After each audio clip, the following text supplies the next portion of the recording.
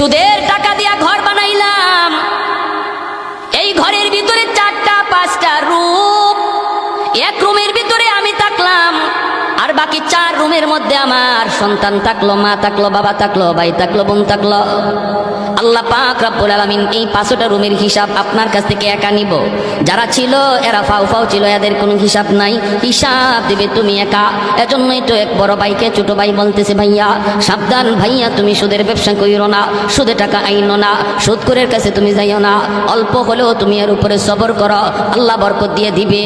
বড় ভাই কই চুপ থাক, তুই মাদ্রাসায় গেছো মাত্র, এখনই পণ্ডিতি কইরো না, এখনো কিন্তু বড় হুজুর হও নাই, চুপ কর, তুই বেশি কথা বলবি না। ছোট ভাই বলতেছে, ভাইয়া ও ভাইয়া তোমার হিসাব কিন্তু কেউ দিবে না, কেউ দিবে না, হিসাব শুধু তুমি একা একাই দেওয়া লাগবে। বড় ভাই কয় কস কি তুই, আমি কষ্ট করে করে আইনা সবাই খাওয়াইলাম, আমার বিপদের সময় কেউ দাঁড়াবে না। কয় না, ভাবিও তোমার বিপদের সময় দাঁড়াবে না, ভাতিজাও তোমার বিপদের সময় দাঁড়াবে না, আব্বাও তোমার বিপদের সময় দাঁড়াবে না, আম্মাও দাঁড়াবে না, আমি তো দাঁড়াইমু না। ওই বড় ভাই কয় কস কি তুই, মাসের মাস তোরে বেতন দিই আমি? কয় যত বেতনই দেও, বিপদে যখন পড়বা আমি নাই। বড় ভাই কয় কস কি, আমার বউ? বলে বউ না। কয় দূর হর, আমি এত কষ্ট করে ফালতেছি, আবার বিপদে দাঁড়াইবো না? কত দুনিয়াতে পরীক্ষা করবা? বড় ভাই কয় পরীক্ষা কেমনে করবি? কয় দুনিয়াতেই তুমি বিপদে পড়ে দেখো তোমার পাশে কে দাঁড়ায়। কয় কেমনে বুঝবো? কয় তুমি মরা মানুষের বান্ধবীরা বিছানায় পড়ে যাইও, বাকিটা শুধু খালি শুনবা কে কি কয়। আচ্ছা ঠিক আছে। বড় ভাইরে ছোট ভাই নিয়ে যাইতেছে, বট গাছের তলে যাওয়া মাত্রই বড় ভাই পড়ে গেছে। ছোট ভাই বড় ভাইরে লাশ বানাইয়া বাড়িতে আইনা কান্না শুরু করছে, আব্বা, ও ভাবি, ও মা, কি রে কি হয়েছে? কই ভাইয়া মইরা গেছে। কেমনে? কয় জানি না, জানি না। বট গাছের তলে যাওয়া মাত্রই দেখা যায় ভাইয়া মাটিতে পড়ে গেছে। ও আব্বা গো, আব্বা গো কয়ে ছোট ভাই কাঁদতেছে, বড় ভাই মরে গেছে। ভাবি আইসা স্বামীর লাশের পাশে আইসা ভাবি কাঁদতেছে, এইভাবে তার বাতি যাওয়ায় কাঁদতেছে। সবাই তো কান্দে, বাবাও কান্দে, মাও কান্দে। ওই অবস্থায় সে বলতেছে, আব্বা একটু সময় আমাকে দিবানি? কেন? কয় আমি একটু হুজুরের কাছে যাব, মুফতি সাহেবের কাছে, জিন হুজুরের কাছে যাব, যাইয়া হুজুরের কাছে একটু পানি ভরা নিয়ে আসবো। আমার মনে হয় ভাইয়ার দম আটকে আছে, এটা মনে হয় কোনো জিন্নাতের কারসাজি, কারণ বট গাছের তলে ঘটনাটা ঘটছে। আমি একটু পানি ফোড়া নিয়ে আসি, একটা ফুল নিয়ে আসি। বাবাই কইতা, বাবা তাড়াতাড়ি যা। ছোট ভাই দৌড় দিছে মাদ্রাসায়। কি আর মাদ্রাসায়, হ্যাঁ তো নিজেই বড় হুজুর। ঘটনা তো হেই ঘটাইছে। কিছু দূর যাইয়াই ফেরত আইছে, আব্বা ফু পায়া গেছি। মুফতি সাহেব হুজুরে এমন এক ফু আমাকে শিখাই দিছে, এমন এক তাবিজ শিখাই দিছে, এমন এক সূরা শিখাই দিছে, আমি খালি ভাইয়ারে ফু দিমু আর সাথে সাথে ভাইয়া জিতা হয়ে যাব। ফু দেওয়া মাত্রই ভাইয়া জিন্দা হয়ে যাবে, জিন্দা, কোনো টেনশন নাই। মুফতি সাহেব কয়ে দিছে। বাবা কয়ে তাড়াতাড়ি ফু দে। ছোট ভাই কয়ে আব্বা ফু দিমু, তবে ফু দেওয়ার আগে একটা শর্ত কয়া দিছে হুজুরে। কয় কি শর্ত? কয় হুজুর বলছে এই ফুটা ভাইয়ারে দেওয়া মাত্রই ভাইয়া জিন্দা হয়ে দাঁড়ায় যাবে, কিন্তু ভাইয়ার গায়ে ফু দেওয়ার আগে একজন জীবিত মানুষের গায়ে ফু দেওয়া লাগবে। আর জীবিত মানুষটা ফু খাইয়া জীবিত থাকতে পারে, মারাও যাইতে পারে। এরপরে যদি ভাইয়ারে ফু দেই, ভাইয়া 100% জিন্দা হবে, বিন্দু পরিমাণ সন্দেহ নাই। ও আব্বা, আমার ভাইয়া এত কষ্ট করে সংসার চালাইল, রক্ত পানি কইরা, হালাল হারাম না বুঝা, কত কিছু কইরা তোমাদেরকে খাওয়াইতেছে, পালতেছে ভাইয়ারে জিন্দা করার জন্য। বাবা গ, তোমার শরীরে ফুটা আমি দিমুনি, তোমার গায়ে আমি ফুটা দিমুনি। তুমি ফু খাইয়া বাঁচতেও পারো, জীবিত থাকতে পারো, তবে জীবিত থাকাটার সম্ভাবনাই বেশি, মারা যাওয়ার সম্ভাবনা খুব কম। ভাইয়ারে বাঁচাইতে আব্বা তোমার গায়ে ফুটা আমি দিমুনি। এমনি বাপে কয় রাখ, এর বউরে ডাক দে। বুঝছেন অবস্থা? কি কয়? কয় রাখ। ছোট ভাই আব্বা তুমি যে মরে যাইবা এটা কিন্তু 100% না, সম্ভাবনা আছে, তবে ভাইয়া যে জিতা হইব এটা 100%। আব্বা ভাইয়ার লাগে কি তুমি এই রিক্সটা লইবা না? কয় রাখ রাখ, এর বউরে ডাক দে। আমি রিক্সা যেতে রাজি না। বাপে কি কয়?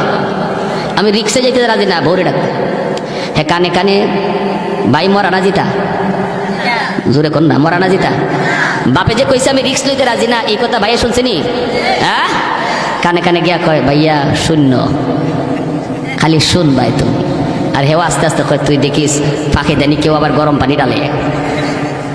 কয় না না, এই চিন্তা করো না তুমি, আমি আসি, হয়তো খেয়াল রাখে, আমি সব শুনতেছি।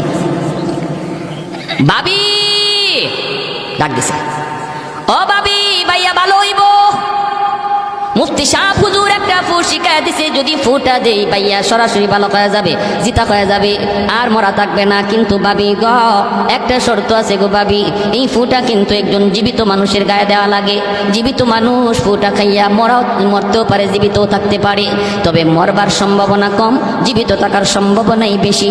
আব্বারে বলছিলাম ভাইয়ারে জীবিত করার জন্য ফুটা গায়ে দিমুনি, বাবা রাজি হয় নাই, তোমাকে ডাক দিতে বলছে। ও ভাবি কত আদর করলো আমার ভাইয়ে গো, ঈদে ঈদে তোমার শাড়ি কিনা দিল, যখন যা চাইছো তোমার তা কিনা দেয়, কত স্বর্ণ কত অলংকার কত কিছু করলো, যা আবদার রাখছো সব ভাইয়া তোমার কিনা দিছে গো ভাবি। এই ভাইয়ার জন্য তুমি কি একটু রিক্স লইবানি? তোমার গায়ে আমি একটা ফু দিমুনি, তুমি যে মরবা এটা শিওর না, জীবিত থাকাটার সম্ভাবনাই বেশি। যেই মাত্র ভাবিনি কইছে ভাবি তোমার গায়ে ফু দিমুনি, এমনি ভাবি কয় রাখ, যেখানে আসো সেখানেই থাক, যে মরছে হে ওই মরুক। বুঝছেন অবস্থা? আর মরা বেটায় মনে মনে কয় খারা আমি জিতা হইয়া লই, আমি জিতা হইয়া লই, মরা বেটা ওই মরক বুঝাই মো। খানে খানে গিয়া কয় ভাইয়া শুনছো নি? কয় শুনছি সব।